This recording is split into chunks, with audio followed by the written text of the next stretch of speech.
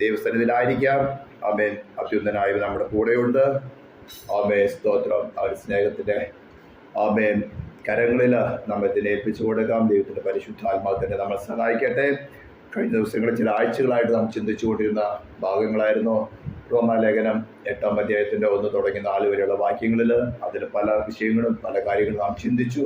കഴിഞ്ഞ ദിവസങ്ങളിലൊക്കെയും എന്തുകൊണ്ടാണ് പൗലോസ് അതുകൊണ്ട് എന്ന് പറയുന്ന കാര്യത്തെക്കുറിച്ച് ചിന്തിച്ചു. അമേൻ. വിശ്വാസിയായിരുന്നാലും അമേൻ അവനിൽ പാപത്തിൻ്റെയും മരണത്തിൻ്റെയും 2 പ്രമാണങ്ങൾ വാഴുന്നുണ്ടെന്നോ, വിശ്വാസി അല്ലാത്തവരുടെ ക്രിസ്തുവിലല്ലാത്തവരുടെ മേൽ പാപത്തിൻ്റെയും മരണത്തിൻ്റെയും പ്രമാണം മാത്രമുള്ളതും വളരെ വ്യക്തമായി തിരുവെഴുത്തുകളിൽ കൂടെ നമുക്ക് മനസ്സിലാക്കാൻ സാധിച്ചു.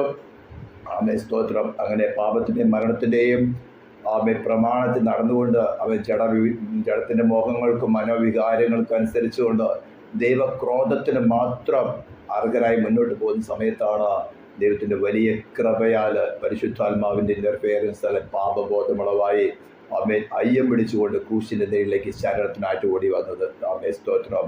അത്തരം അനുഭവമുള്ളവർക്കൊക്കെയും ആമേൻ ഓർത്തുകൊണ്ട് ദൈവത്തെ സ്തുതിക്കുകയാണ്. ദൈവത്തിൻ്റെ വലിയ കരുണയാണ് അങ്ങനെ ഒരു അനുഭവം കിട്ടുന്നതൊക്കെയും. സ്തോത്രം. അങ്ങനെ പാപത്തെ വെറുത്ത് ഇനി വേണ്ട, ഒരു കാലത്ത് വേണ്ടെന്ന് പറഞ്ഞുകൊണ്ട് നമുക്ക് വേണ്ടി പ്രാണത്യാഗം ചെയ്ത് നമുക്ക് വേണ്ടി പ്രായശ്ചിത്തമായി തീർന്ന ദൈവനീതിക്ക് പൂർണ്ണ തൃപ്തി വരുത്തി മരിച്ചവിടെ നിന്ന് ഉയർത്തെന്നിട്ട് വേറൊരുവനാകേണ്ടതിനാണ് നമ്മുടെ ഹൃദയങ്ങൾ നാം ഏൽപ്പിച്ചു കൊടുത്തത്. അവ സ്വർഗത്തിലും ഭൂമിയിലും തനിക്ക് വേണ്ടി തന്നിൽ ആശ്രയിക്കുന്നവർക്ക് വേണ്ടി എന്തും ചെയ്യുവാൻ അധികാരമുള്ളവനാണ്. സ്വർഗത്തിലായിട്ടും ഭൂമിയിലായിട്ടും ദൃശ്യമായിട്ടും അദൃശ്യമായിട്ടും എന്തിന്മേലും എന്ത് ചെയ്യുവാൻ അധികാരമുള്ളവനാണ്. അതെല്ലാം തിരുവെഴുത്തുകളിൽ കൂടെ വളരെ വ്യക്തമാക്കി ദൈവം വെളിപ്പെടുത്തി തന്നിട്ടുണ്ട്. അതുകൊണ്ട് നമുക്ക് പ്രത്യാശയോടുകൂടെ ഉറപ്പും ധൈര്യമുള്ളവനായിട്ട് അവനിൽ ആശ്രയിക്കാം. ഉയർത്തെഴുന്നേറ്റവനായ ക്രിസ്തുവിൽ നമുക്ക് ആശ്രയിക്കാം. സ്തോത്രം. അങ്ങനെ എന്താണ് നമ്മൾ കഴിഞ്ഞ ദിവസം ചിന്തിച്ചത്? ആമേൻ. ജീവൻ്റെ ആത്മാവിൻ്റെ പ്രമാണം എനിക്ക് പാപത്തിൻ്റെയും മരണത്തിൻ്റെയും പ്രമാണത്തിൽ നിന്ന് ക്രിസ്തുവേശുവിൽ സ്വാതന്ത്ര്യം വരുത്തിയിരിക്കുന്നു. വരുത്തുമെന്നല്ല, വരുത്തിയിരിക്കുന്നു ഓൾറെഡി. സ്തോത്രം. അതിൻ്റെ ഒരു അല്പം ഇൻട്രൊഡക്ഷൻ മാത്രമേ ഞാൻ ഇന്നലെ പറഞ്ഞുള്ളൂ. നമുക്ക് എന്തിൽ നിന്നാണ് സ്വാതന്ത്ര്യം കിട്ടിയിരിക്കുന്നത്? ഒന്ന് നാം പറഞ്ഞു, പാപത്തിൽ നിന്ന്. പാപം എന്ന് പറഞ്ഞാൽ ഒരു പ്രവൃത്തി മാത്രമല്ല, ആ പ്രവൃത്തി ചെയ്യാൻ നമ്മളെ പ്രേരിപ്പിക്കുന്ന ഒരു പേഴ്സണാലിറ്റി, ഒരു ശക്തിയാണ് പാപം. ആ പാപത്തെയാണ് നിർവീര്യമാക്കേണ്ടത്. നമ്മൾ മരം, പ്രത്യേകിച്ച് ഈ ആലൊക്കെ നമ്മൾ തലഭാഗത്തുനിന്ന് വെട്ടി കളഞ്ഞാലും അതിൻ്റെ വേര് അവിടെ കിടന്നാൽ പിന്നെയും കിളിച്ചു വരും. അന്ന് അതിൻ്റെ തല വെട്ടാതെ അതിൻ്റെ വേര് അങ്ങ് വെട്ടിക്കളഞ്ഞാൽ ആരും അറിയില്ല. കുറച്ച് ദിവസങ്ങൾ അതിങ്ങനെ വാടാൻ തുടങ്ങും, അത് കഴിയുമ്പോൾ ഉണങ്ങും. ഇതേപോലെ തന്നെയാണ് പാപത്തിൻ്റെ റൂട്ടിനെ വെട്ടിക്കളയണം. പാപത്തിൻ്റെ റൂട്ടാണ് നമ്മുടെ ഉള്ളിൽ കിടക്കുന്ന ജഡം, അവന് ക്രൂശിച്ചിടണം. എന്നാൽ മാത്രമേ പാപത്തിൻ്റെയും മരണത്തിൻ്റെയും പ്രമാണത്തിൽ നമുക്ക് രക്ഷ പ്രാപിക്കാൻ പറ്റുള്ളൂ. അതിന് നമ്മെ സഹായിപ്പാനാണ്, ദൈവിക നിയമാനുസൃതം നമ്മെ സഹായിപ്പാനാണ് പരിശുദ്ധാത്മാവ് എന്ന മറ്റൊരു കാര്യസ്ഥനെ നമുക്ക് തന്നിരിക്കുന്നത്. നമ്മൾ ഗലാത്യയിലെ ചിന്തിച്ചു. ആമേൻ. ആത്മാവിൻ്റെ ഇച്ഛയും ജഡത്തിൻ്റെ ഇച്ഛയും 2 വിരോധമാണ്, തമ്മിൽ പ്രതികൂലമാണ്. ജഡം എന്ന് പറയുന്നത് ദൈവത്തിൻ്റെ ന്യായപ്രമാണത്തിന് കീഴ്പ്പെടാത്തത്, ദൈവത്തോട് ശത്രുത്വമുള്ളത്. വിശ്വാസിയായ ഒരു ശുശ്രൂഷകനായ തന്നെയും അവനിലും ഇത് പ്രാപിക്കുന്നുണ്ട്. അപ്പോൾ നമ്മൾ അതിനൊക്കെയും അതിൻ്റെ മോഹങ്ങളെ അനുസരിക്കാതെ വേണം ക്രൂശിച്ചിടണം. നമ്മുടെ ആത്മാവിനോട് പോരാടുന്ന ജഡമോഹങ്ങളെ വിട്ടകലണം. ഇതൊക്കെ നമ്മൾ ചിന്തിച്ചു. അപ്പോൾ ഇതിൽ നമുക്ക് സ്വാതന്ത്ര്യം വരുത്തിയത് പാപത്തിൽ നിന്ന് നമുക്ക് സ്വാതന്ത്ര്യം വരുത്തി. എങ്ങനെയാണ്? പാപം അറിയാത്തവനെ നാം അവനിൽ ദൈവത്തിൻ്റെ നീതിയാകേണ്ടതിന് അവൻ പാപമാക്കപ്പെട്ടു. ന്യായപ്രമാണത്തിന് കഴിയാഞ്ഞതിനെ സാധിപ്പാൻ ദൈവം തൻ്റെ പുത്രനെ പാപജഡത്തിൻ്റെ സാദൃശ്യത്തിലും പാപനിമിത്തം അയച്ചു. പാപത്തിന് ജഡത്തിൽ ശിക്ഷ വിധിച്ചു. ജഡത്തെയല്ല, ആത്മാവിനെ അത്ര അനുസരിച്ച് നടക്കുന്ന നമ്മിൽ ദൈവത്തിൻ്റെ നീതി നിവൃത്തിയാകേണ്ടത് തന്നെ, ന്യായപ്രമാണത്തിൻ്റെ നീതി നിവൃത്തിയാകേണ്ടതിന് തന്നെ. സ്തോത്രം. അപ്പം നമ്മൾ വളരെ വ്യക്തമായിട്ട് നമുക്ക് മനസ്സിലാക്കാൻ സാധിച്ചു. മറ്റൊരു കാര്യം നമ്മൾ പറഞ്ഞിരുന്നായിരുന്നു, സ്തോത്രം, പിതൃപാരമ്പര്യത്തിൽ നിന്ന്. ഞാൻ ഇന്നലെ പറഞ്ഞില്ല. ഗലാത്യ ലേഖനം 5-ാം അധ്യായം വായിക്കുമ്പോൾ നമുക്കിവിടെ വളരെ വ്യക്തമായിട്ട് മനസ്സിലാകുന്നത്, ഗലേഷ്യൻസ് ചാപ്റ്റർ 5-ന്റെ ആരംഭത്തിൽ തന്നെ പറഞ്ഞ ബുദ്ധിയില്ലാത്ത ഗലാത്യരെ എന്ന് വിളിച്ചുകൊണ്ട് പൗലോസ് പറയുന്നത്, ക്രിസ്തുവിൽ നിങ്ങൾക്ക് സ്വാതന്ത്ര്യത്തിനായിട്ട് ക്രിസ്തു നമ്മെ സ്വതന്ത്രരാക്കി, ആകിയാൽ അതിൽ ഉറച്ചു നിൽപ്പിൻ, അടിമനുഖത്തിൽ വീണ്ടും കുടുങ്ങിപ്പോകരുത്. അപ്പോൾ പാരമ്പര്യം എന്ന് പറയുന്നത് അടിമനുഖമാണ്. ഇത് തന്നെയാണ് പാപത്തിൻ്റെ മറ്റൊരു മാനിഫെസ്റ്റേഷൻ. മനുഷ്യരിൽ ഏദൻ തോട്ടത്തിൽ പ്രവേശിച്ചതായ പാപത്തിൻ്റെ ഒരു മാനിഫെസ്റ്റേഷനാണ് ഈ ഡിനോമിനേഷൻ സ്പിരിറ്റ്, ഡിനോമിനേഷനിൽ ഇൻട്രസ്റ്റ്. ക്രിസ്തു ഡിനോമിനേഷൻ അല്ലെങ്കിൽ ക്രിസ്തു മതത്തെ സ്ഥാപിക്കുവാനല്ല വന്നത്. ക്രിസ്തു മതം സ്ഥാപിച്ചത് കോൺസ്റ്റന്റൈനാണ്. മിസ്റ്ററി ബാബിലോൺ കാത്തലിസത്തെ അല്ലെങ്കിൽ ബാബിലോണിയ ചർച്ചിൽ കൂടെ വ്യാപരിച്ച് റോമിൽ കടന്നു വന്ന് ഇതൊക്കെ വളരെ വിശുദ്ധമായിട്ട് നമ്മൾ ഹിസ്റ്റോറിക്കൽ പഠനങ്ങളൊക്കെ പഠിച്ചപ്പോൾ വ്യക്തമാക്കിയിട്ടുള്ളതാണ്. റോമിലുണ്ടായിരുന്ന റോമൻ മതത്തെ വിഴുങ്ങി പിന്നീട് അത് വന്ന് സ്തോത്രം കോൺസ്റ്റന്റൈൻ്റെ കാലം വന്നപ്പോൾ റോമിലുണ്ടായിരുന്ന ദൈവസഭയെയും വിഴുങ്ങി. അവിടെ നിന്നാണ് ക്രിസ്തു മതം വരുന്നത്. കർത്താവ് യേശു ക്രിസ്തു ഒരു മതത്തെ സ്ഥാപിച്ചിട്ടില്ല. ഞാൻ എൻ്റെ സഭയെ പണിയും പാതാള ഗോപുരങ്ങൾ അതിനെ ജയിക്കില്ലെന്ന് പറഞ്ഞിരിക്കുന്നത് ഇൻവിസിബിൾ ആയിരിക്കുന്ന സഭയാണ്. സഭ ദൈവരാജ്യം മനുഷ്യന്റെ ഹൃദയത്തിലാണ് വാഴുന്നത്. സ്തോത്രം, ഹല്ലേലൂയ. കാഹളനാദം കേൾക്കുമ്പോൾ മാത്രമേ അത് ഫിസിക്കലായിട്ട് രൂപാന്തരപ്പെട്ട് അവൻ വലിയൊരു ശക്തിയായിട്ട് വരികയുള്ളത്. സ്തോത്രം. അതുവരെയൊക്കെയും തന്നെ മനുഷ്യന്റെ ഹൃദയങ്ങളിൽ അതിന് ഒരുക്കം നടന്നുകൊണ്ടിരിക്കുകയാണ്. സ്തോത്രം. അപ്പൊ സ്വാതന്ത്ര്യത്തിനായിട്ട് ക്രിസ്തു നമ്മളെ സ്വതന്ത്രരാക്കി. വീണ്ടും അടിമനുഖത്തിൽ കുടുങ്ങിപ്പോകരുത്. അപ്പോൾ ഗലാത്യ സഭയെ ക്രിസ്തു സ്വതന്ത്രമാക്കിയതാണ്. എന്നാൽ വീണ്ടും വ്യാജ ഉപദേഷ്ടാക്കന്മാർ കടന്നു വന്ന് അവിടെ ഉണ്ടായിരുന്ന യഹൂദ മതാനുസാരികളിൽ നിന്നും ക്രിസ്തുവേശുവിലുള്ള വിശ്വാസത്താല് രക്ഷിക്കപ്പെട്ട് വിശ്വാസത്താൽ രക്ഷ എന്താണെന്ന് മനസ്സിലാക്കി ന്യായപ്രമാണത്തിന്റെ പ്രവർത്തികളെ ഉപേക്ഷിച്ച് കടന്ന് ജനത്തിന്റെ ഇടയിലേക്ക് വീണ്ടും ന്യായപ്രമാണത്തിന്റെ പ്രവർത്തികൾ ചെയ്താൽ മാത്രമേ രക്ഷ പ്രാപിക്കാൻ സാധിക്കുകയുള്ളൂ എന്ന് പറഞ്ഞുകൊണ്ട് വ്യാജ ഉപദേഷ്ടാക്കൾ കടന്നു വന്നപ്പോൾ അവിടെ ഹൃദയങ്ങളെ അങ്ങോട്ട് ചായ തുടങ്ങിയപ്പോഴാണ് പോൾ അവരെ വിളിക്കുന്നത്, ഹേ ബുദ്ധിയില്ലാത്ത ഗലാത്യരെ എന്ന് വിളിക്കുന്നത്. നിങ്ങൾക്ക് എത്രമാത്രം ഉപദേശിച്ച് തന്നിട്ട് ക്രിസ്തുവിനെ എങ്ങനെ നിങ്ങളുടെ മുമ്പിൽ വരച്ച് കിട്ടിയിട്ടും അത് പറഞ്ഞുകൊണ്ട് കത്തോലിക്കര് കർത്താവിന്റെ പടം ഉണ്ടാക്കുന്ന അനേകം പടങ്ങളുണ്ടാക്കി. ഈ വചനത്തെ ലിറ്ററലായിട്ട് എടുത്താലുള്ള കുഴപ്പം അതാണ്. ആത്മാവിനാൽ ഗ്രഹിക്കപ്പെടാതെ അപ്പൊ വേറെ ആത്മാവിന് കൊണ്ടുവന്നു. അവരും പറഞ്ഞു ഞങ്ങൾക്ക് ആത്മാവിലാണ് ഗ്രഹിക്കുന്നത്, ഞങ്ങൾക്ക് ആത്മാവ് ഉപദേശിച്ചു തരുന്നത്.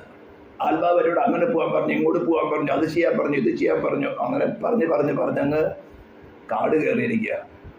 പോട്ടെ. അപ്പോൾ വീണ്ടും അടിമനുഖത്തിൽ, അതായത് എന്തിൽ നിന്ന് വിട്ടുപോകുന്നുവോ, എന്തിൽ നിന്ന് ക്രിസ്തു നമ്മളെ സ്വതന്ത്രരാക്കിയോ അതിലേക്ക് വീണ്ടും തിരിച്ചു പോകുന്ന ഒരു ടെൻഡൻസി. അതിനെ കുറച്ചും കൂടി വിശദമാക്കി പഠിക്കണമെങ്കിൽ കർത്താവ് തന്നെ ഒരു ഇന്റർകോഴ്സ് യോഹന്നാൻ എഴുതിയ സുവിശേഷം 8-ാം അധ്യായത്തിന്റെ 32-ാം വാക്യം തുടങ്ങിയത് വായിക്കാം നമുക്ക്. ജോൺ ചാപ്റ്റർ 8 വേഴ്സ് 30, മലയാളത്തിലാണെങ്കിൽ 32 തുടങ്ങിയാണ്, 31 തുടങ്ങി. സ്തോത്രം. John chapter 8 verses 31 onwards. Yohannan എഴുതിയ സുവിശേഷം 8-ാം അധ്യായത്തിന്റെ 31 തുടങ്ങിയുള്ള വാക്യങ്ങൾ. തന്നിൽ വിശ്വസിച്ച യഹൂദന്മാരോട് യേശു, എല്ലാവരും വചനം എടുത്ത് പ്രതീക്ഷിക്കുന്നു. തന്നിൽ വിശ്വസിച്ചതായ യഹൂദന്മാരോട് യേശു, എന്റെ വചനത്തിൽ നിലനിൽക്കുന്നുവെങ്കിൽ നിങ്ങൾ വാസ്തവമായി എന്റെ ശിഷ്യന്മാരായി സത്യം അറിയുകയും സത്യം നിങ്ങളെ സ്വതന്ത്രരാക്കുകയും ചെയ്യും. ഇത് വളരെ ആഴമായ ഒരു സബ്ജക്റ്റാണ്. ആരോട് സംസാരിക്കുന്നത്? യഹൂദന്മാരായ ഒരു കൂട്ടം വിശ്വാസികളോട്, അവിശ്വാസികളോടല്ല സംസാരിക്കുന്നത്. വളരെ വ്യക്തമായിട്ട് പറഞ്ഞിരിക്കുന്നത് തന്നിൽ വിശ്വസിച്ച യഹൂദന്മാരോട് യേശു.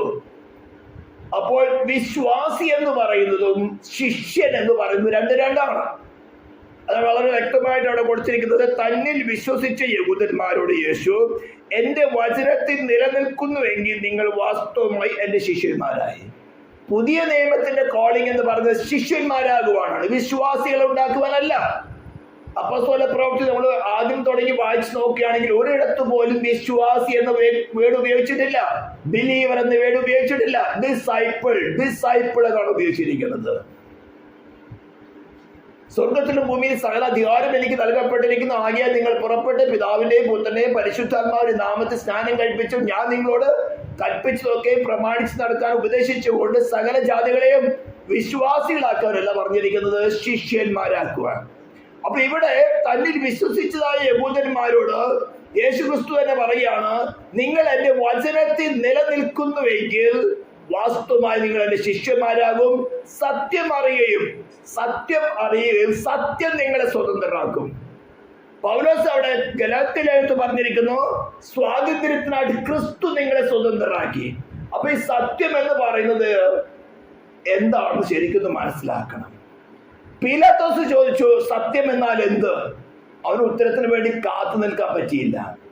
യഹൂദന്മാരുടെ പ്രഷർ അവന്റെ മേൽ കടന്നു വന്നു. മഹാപുരോഹിതന്മാരുടെയും ശാസ്ത്രിമാരുടെയും പ്രഷർ അവന്റെ മേൽ കടന്നു വന്നു. അവന്റെ സ്ഥാനത്തെ കുറിച്ച് അവനൊന്ന് മോഹിച്ചു. നീ ഇവനെ ക്രൂശിച്ചില്ലെങ്കിൽ നിനക്ക് കൈസറോട് ബന്ധമില്ല, ഇവൻ കൈസറിന്റെ ശത്രു, അത് കൈസർ മാത്രമേ രാജാവുള്ളൂ ഞങ്ങൾക്ക്. സ്തോത്രം. അവൻ അപ്പൊ സത്യം എന്ന് അറിഞ്ഞതിന് കാത്തുന്നില്ല, അവൻ ക്രൂശിക്കാൻ ഏൽപ്പിച്ചു കൊടുത്തു. ഇവിടെ യേശു ക്രിസ്തു പറയുന്നത് നിങ്ങൾ സത്യം അറിയുകയും സത്യം നിങ്ങളെ സ്വതന്ത്രരാക്കും.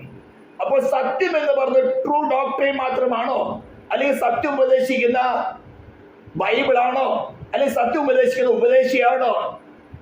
യേശു ക്രിസ്തു എന്താ പറഞ്ഞത്? ഞാൻ തന്നെ വഴിയും സത്യവും ജീവനാണ്. He himself. ഇതിന് വളരെ കൃത്യമായ ഡെഫിനിഷനാണ് പോൾ പറഞ്ഞിരിക്കുന്നത്. സ്വാതന്ത്ര്യത്തിനായിട്ട് ക്രിസ്തു നിങ്ങളെ സ്വതന്ത്രരാക്കി. അപ്പൊ ക്രിസ്തു നമ്മളെ സ്വതന്ത്രരാക്കിയാൽ മാത്രമേ നമുക്ക് നിത്യമായ ജീവൻ, അല്ലെങ്കിൽ ജീവന്റെ ആത്മാവിന്റെ പ്രമാണം, എനിക്ക് പാപത്തിന്റെയും മരണത്തിന്റെയും പ്രമാണത്തിൽ നിന്ന് ക്രിസ്തുവേശുവിലുള്ള സ്വാതന്ത്ര്യം ലഭിക്കുകയുള്ളൂ. ക്രിസ്തു നമ്മളിൽ വസിച്ച് ജീവന്റെ ആത്മാവിന്റെ പ്രമാണം, അല്ലെങ്കിൽ ക്രിസ്തുവിന്റെ ആത്മാവ് നമ്മെ നടത്തുന്ന വഴികളെ ശരിക്കും മനസ്സിലാക്കി അതിനനുസരണമുള്ളവരായി ജീവന്റെ ആത്മാവിനെ അനുസരിച്ച് നടക്കുകയാണെങ്കിൽ നമുക്ക് സ്വാതന്ത്ര്യം ഉറപ്പിക്കാം. കർത്താവ് വളരെ ലളിതമായിട്ട് പറഞ്ഞിരിക്കുന്നത്, ആമേൻ സ്തോത്രം, എന്റെ വചനത്തിൽ നിലനിൽക്കുന്നുവെങ്കിൽ. അപ്പൊ കർത്താവ് പഠിപ്പിച്ചതായ കുറച്ച് പാഠങ്ങൾ മാത്രമാണോ? അങ്ങനെയാണെങ്കിൽ ക്രിസ്തുവിന്റെ ആത്മാവ് നമ്മുടെ ഉള്ളിൽ വസിക്കേണ്ട ആവശ്യമില്ലല്ലോ. പുതിയ നിയമത്തിൽ ഒരു ന്യായപ്രമാണം ആക്കിയ പോലെ മത്തായിയുടെ സുവിശേഷം 5, 6, 7 അധ്യായങ്ങൾ പഠിപ്പിച്ചിരിക്കുന്ന ഗിരിപ്രഭാഷണം അതൊക്കെ പഠിച്ചുകൊണ്ട് കുറച്ച് നടന്നാൽ പോരായിരുന്നോ? പലരും ചിന്തിച്ചിരിക്കുന്നതാണ്. അവരാണ് പറയുന്നത് പുതിയ നിയമം മാത്രം മതി, നമുക്ക് പഴയ നിയമത്തിന്റെ ആവശ്യമില്ല. യേശു ക്രിസ്തുവിനെ ഇമ്മാവുസിലേക്ക് പോയ സഹോദരന്മാർ പ്രസംഗിച്ചത് എവിടെ നിന്നായിരുന്നു? കഴിഞ്ഞ ദിവസങ്ങൾ ആരും ഒരു യൂട്യൂബ് വാട്സപ്പ് ഗ്രൂപ്പിന് വളരെ വ്യക്തമായിട്ട് എനിക്ക് പഴയ നിയമം യഹൂദ മതത്തിനുള്ള പുസ്തകമായിരുന്നു, പുതിയ നിയമം വേറെയാണ്. ഇത് രണ്ടും നേരെ ഓപ്പോസിറ്റ് ആയിരിക്കുന്ന മതങ്ങളാണ്. വിവരക്കേട് വിളിച്ചു പറയുന്ന ഒരു പരിധി വേണ്ടേ? യേശു ക്രിസ്തു എമ്മാവുസിലേക്ക് പോയ സഹോദരന്മാരോട് പ്രസംഗിച്ചെന്തായിരുന്നു? മോശയുടെ ന്യായപ്രമാണത്തിലും പ്രവാചക പുസ്തകവും സങ്കീർത്തനങ്ങളിൽ തന്നെ കുറിച്ച് എഴുതിയിരിക്കുന്നത് അവർക്ക് വിവരിച്ചു കൊടുത്തു. അപ്പസ്തോലന്മാർ പ്രസംഗിച്ചപ്പോൾ അവരുടെ കയ്യിൽ എവിടെയായിരുന്നു പുതിയ നിയമം? 1-ാം നൂറ്റാണ്ടിൽ അപ്പസ്തോലന്മാർ പീറ്റർ എഴുന്നേറ്റ് പ്രസംഗിച്ചത് എവിടെ നിന്നായിരുന്നു? പഴയ നിയമത്തിൽ നിന്ന്. ക്രിസ്തുവിനെ കുറിച്ച് അവർ പ്രത്യാശ വെച്ചിരുന്ന മഷിയെ കുറിച്ച് എഴുതിയിരിക്കുന്ന ആ മഷിക തന്നെയാണ് യേശു എന്ന് പ്രവാചക പുസ്തകങ്ങളിൽ കൂടെ സങ്കീർത്തനം കൂടെ വിവരിക്കായിരുന്നു. കേട്ടവർ വിശ്വസിച്ചവരുടെ ഹൃദയത്തിൽ കൂടെ അത് കടന്നുപോയി. അവർ ചോദിച്ചു, സഹോദരന്മാരെ ഞങ്ങൾ എന്ത് ചെയ്യണം? സ്തോത്രം, ഹല്ലേലൂയ. അപ്പോൾ ആ പുതു നിയമം വചനം എന്ന് പറയുമ്പോൾ എന്റെ വചനത്തിൽ നിലനിൽക്കെന്ന് പറയുമ്പോൾ ഉൽപ്പത്തി തുടങ്ങി വെളിപ്പാട് പുസ്തകം അവസാനം വരെ ക്രിസ്തുവിനെ കുറിച്ച് എന്ത് വെളിപ്പെടുത്തി തന്നിരിക്കുന്നു? ആ ക്രിസ്തുവും നാം വ്യക്തിപരമായിട്ടുള്ള ബന്ധം എന്താണെന്ന് മനസ്സിലാക്കി ആ ബന്ധത്തിൽ ഒന്നായി തീരുമെന്ന് അതിനുവേണ്ടിയാണ് ഈ വിശുദ്ധ വേദഗ്രന്ഥം അല്ലെങ്കിൽ സത്യവേദ പുസ്തകം നമ്മുടെ കയ്യിൽ തന്നിരിക്കുന്നത്. ഇനിയിപ്പോ അതിനെതിരായിട്ടുള്ള പല പല ഓർഗ്യുമെന്റ്സുകളും വരുന്നുണ്ട്. ഓർഗ്യുമെന്റ് ചെയ്തവർ നടക്കട്ടെ. സ്തോത്രം. ക്രിസ്തുവിനെ വ്യക്തിപരമായിട്ട് അറിഞ്ഞ് അവനെ കുറിച്ച് വേദപുസ്തകത്തിൽ കൂടെ ദൈവം വെളിപ്പെടുത്തി തന്നിരിക്കുന്ന ഭാഗങ്ങൾ കൂടെ മനസ്സിലാക്കി ഉയർത്തെന്നിട്ട് വേറൊരുവനാനോട് നിങ്ങളുടെ ഹൃദയം കൊടുക്കുകയാണെങ്കിൽ മറ്റൊരുത്തനല്ല കടക്കുന്നത്. അവിടെ എന്തിനാണ്? പാപത്തിന്റെ പ്രമാണത്തെ ത്യജിപ്പാൻ തയ്യാറാകണം. എന്നിൽ വസിക്കുന്ന ജഡത്തിന്റെ പ്രമാണം അല്ലെങ്കിൽ പാപത്തിന്റെ പ്രമാണം എനിക്ക് മരണമാണ് വിതയ്ക്കുന്നത് കണ്ടുകൊണ്ട് അതിനെ മാറ്റിക്കളഞ്ഞുകൊണ്ട് അവിടെ ജീവന്റെ ആത്മാവിന്റെ പ്രമാണം ക്രിസ്തുവിനെ തന്നെ റീപ്ലേസ് ചെയ്യാൻ തയ്യാറാകണം. അതേതടുത്ത് വളരെ വ്യക്തമായി പറഞ്ഞിരിക്കുന്നത്, എന്റെ വചനത്തിൽ നിലനിൽക്കുന്നുവെങ്കിൽ നിങ്ങൾ വാസ്തവമായി എന്റെ ശിഷ്യന്മാരായി. നിങ്ങൾ സത്യം അറിയുകയും സത്യം നിങ്ങളെ സ്വതന്ത്രരാക്കും. ക്രിസ്തു നിങ്ങളെ സ്വതന്ത്രരാക്കും. അതെയോ പൗലോസ് വളരെ വ്യക്തമായി ഗലാത്യ സഭയിൽ വെളിപ്പെടുത്തി, സ്വാതന്ത്ര്യത്തിനായിട്ട് ക്രിസ്തു നിങ്ങളെ സ്വതന്ത്രരാക്കി. പോൾ പറഞ്ഞു ഞാൻ നിങ്ങളെ സ്വതന്ത്രരാക്കി എന്നല്ല പറയുന്നത്. പോൾ പറഞ്ഞു ഞാൻ പറഞ്ഞ കൂട്ടായ്മ, ഞാൻ സ്ഥാപിച്ച മതം നിങ്ങളെ, അല്ലെങ്കിൽ ഞാൻ സ്ഥാപിച്ച സഭ നിങ്ങളെ സ്വതന്ത്രരാക്കുന്നല്ല. ഇവിടെ പലർക്ക് ചിന്താഗതിയുണ്ട്, ഒരു മതത്തിൽ നിന്ന് മറ്റൊരു മതത്തിലേക്ക് ചേരുക, പെന്തിക്കോസിൽ ചേരുക, പെന്തിക്കോസിൽ ചേർന്നു. ഫൂളിഷ്നെസ് ആണ്. ഇതെല്ലാം സാത്താന്റെ തന്ത്രങ്ങളാണ്. ക്രിസ്തുവിനോട് ചേരുവാനാണ് സ്ഥാനപ്പെടുന്നത്. ക്രിസ്തുവാണ് നമ്മളെ സ്വതന്ത്രനാക്കുന്നത്. നമ്മുടെ ബുദ്ധിമണ്ഡലത്തോട് പോരാടുന്ന ദുഷ്ടശക്തി ജയിക്കണമോ? അവൻ തന്റെ ജനത്തെ അവരുടെ പാപങ്ങളിൽ രക്ഷിപ്പാനിരിക്കൊണ്ട് അവന് യേശു എന്ന് പേരിടണം. സ്തോത്രം. അങ്ങനെ പറഞ്ഞു വന്നപ്പോൾ സത്യം അറിയുകയും സത്യം നിങ്ങളെ സ്വതന്ത്രരാക്കുകയും ചെയ്യും എന്ന് പറഞ്ഞു. അവർ അവനോട്, ആരാ? വിശ്വാസികൾ പറയാണ്. യഹൂദ മതത്തിൽ നിന്ന് യേശുവിനെ വിശ്വസിച്ച വിശ്വാസികൾ പറയാണ്, ഞങ്ങൾ അബ്രാഹാമിന്റെ സന്തതി ആർക്കും ഒരു നാളും ദാസന്മാരായിരുന്നിട്ടില്ല, നിങ്ങൾ സ്വതന്ത്രന്മാരാകുമെന്ന് നീ പറയുന്നത് എങ്ങനെ? ഇതാ വിശ്വാസിയുടെ കുഴപ്പം. ഞാൻ പാരമ്പര്യത്തിലെ പെന്തിക്കോസ്തുകാരനാ, ഞാൻ ഇത്ര വർഷങ്ങളായിട്ട് പെന്തിക്കോസ്തിലാണ്, നീ ആരാ ഉപദേശിക്കാൻ? ദൈവത്തിന്റെ പരിശുദ്ധാത്മാവായിരിക്കും ഇന്റർഫെയർ ചെയ്യുന്നത്. ചിലപ്പോൾ ഒരു പാവപ്പെട്ട ദേവദാസന് കൂടെ ആയിരിക്കും പ്രസംഗിക്കുന്നത്, ചിലപ്പോൾ ഇന്നലെ വിശ്വാസത്തിൽ വന്ന ഒരു ദൈവ പൈതലിനെ കൂടെ ആയിരിക്കും സംസാരിക്കുന്നത്, ചിലപ്പോൾ ബലിയാമിന്റെ കഴുതയിൽ കൂടെ ആയിരിക്കും സംസാരിക്കുന്നത്. നീ ആരെന്നോട് ചോദിക്കാൻ? ഞാൻ വർഷങ്ങളായിട്ട് പാരമ്പര്യമുള്ളവനാണ്. ഈ പാരമ്പര്യം പിടിച്ചു നിൽക്കുന്നവർക്കുള്ള ഏറ്റവും വലിയ കുഴപ്പമാണ് അവർ ക്രിസ്തുവിന്റെ ആത്മാവിനോട് എതിർക്കും. ഞങ്ങള് അബ്രാഹാമിന്റെ സന്തതി, ആർക്കും ഒരു നാള് ദാസന്മാരായിരിക്കുന്നില്ല. ഇപ്പൊ പറയുന്ന സമയത്ത് റോമന്റെ ഇരുമ്പിനും തുല്യമായ ബലമുള്ള റോമൻ സാമ്രാജ്യത്തിന് അടിമത്തത്തിൽ കിടക്കുക, വായ തുറക്കാൻ പറ്റില്ല. ഇരുമ്പിന് തുല്യമായ ബലമുള്ള റോമൻ സാമ്രാജ്യം, അതിനു മുമ്പ് ഗ്രീസ്, അതിനു മുമ്പ് മേദോപേർഷ്യ, അതിനു മുമ്പ് ബാബിലോൺ, അതിനു മുമ്പ് ഈജിപ്റ്റ്. ഇങ്ങനെ 5 ഭർത്താക്കന്മാര്. ശമരിക്കാരി സ്ത്രീയോട് പറഞ്ഞ പോലെ 5 ഭർത്താക്കന്മാര് നിനക്കുണ്ടായിരുന്നു, ഇപ്പോഴുള്ളവനോ നിന്റെ ഭർത്താവുമല്ല. 5 പേർക്ക് അടിമകളായിരുന്നു. ഇപ്പോൾ ഉള്ളവനാ അതും നിന്റെ ഭർത്താവല്ല. അവിടെ ഫിസിക്കലായിട്ടുള്ള സിന്നിനെ കുറിച്ച് കർത്താവ് വെളിപ്പെടുത്തുമെങ്കിലും ഇങ്ങനെ ഒരു സ്പിരിച്വൽ ഒരു അണ്ടർസ്റ്റാൻഡിങ്ങും കൊണ്ട് ഇസ്രായേലിനെ, പക്ഷേ കർത്താവ് ഇസ്രായേലിനെ കളഞ്ഞിട്ട് ഇന്ന് അവിടെ കൺമുമ്പിൽ കാണുന്നുണ്ടല്ലോ. എഗസ്കേൽ പ്രവചനത്തിന്റെ 38-ാം അധ്യായം 37-ാം അധ്യായം വളരെ വ്യക്തമായിട്ട് നമ്മൾ കണ്ടുകൊണ്ട് കാണുകയാണ്. ലോകമെമ്പാട് ചിതറിക്കിടന്ന അസ്ഥികൂടങ്ങളായ ഇസ്രായേല് ചലനം പ്രാപിച്ചു. ദൈവശബ്ദം ആമേ മുഴങ്ങിച്ചെന്ന് 2000 വർഷങ്ങൾക്ക് ശേഷം ദൈവശബ്ദം മുഴങ്ങി. ആമേ സ്തോത്രം.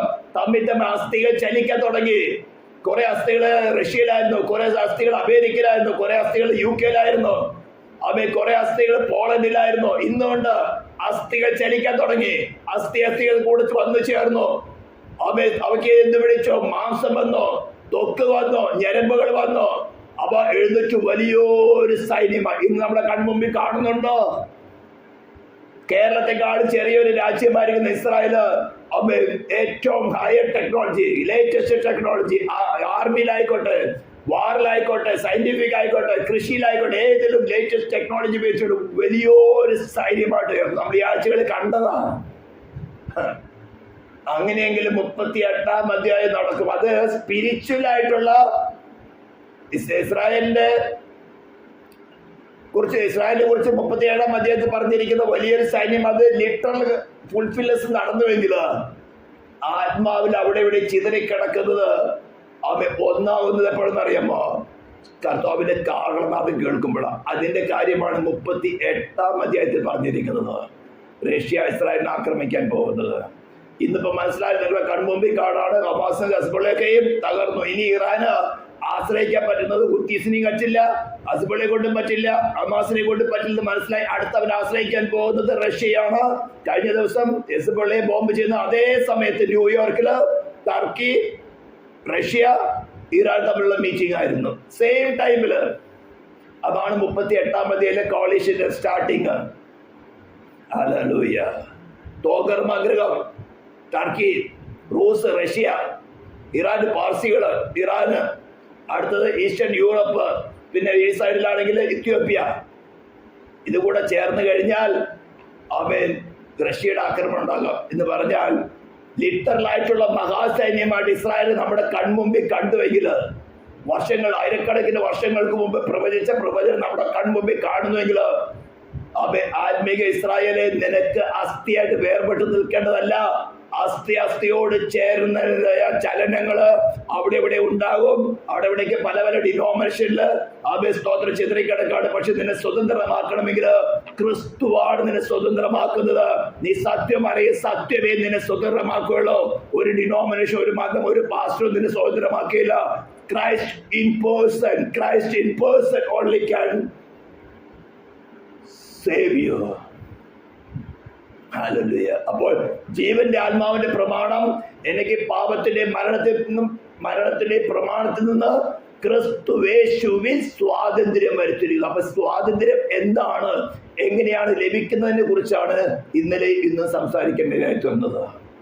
നിങ്ങൾ സത്യം അറിയുകയും സത്യം നിങ്ങളെ സ്വതന്ത്രരാക്കും. സ്വാതന്ത്ര്യത്തിനായിട്ട് ക്രിസ്തു നിങ്ങളെ സ്വതന്ത്രരാക്കി.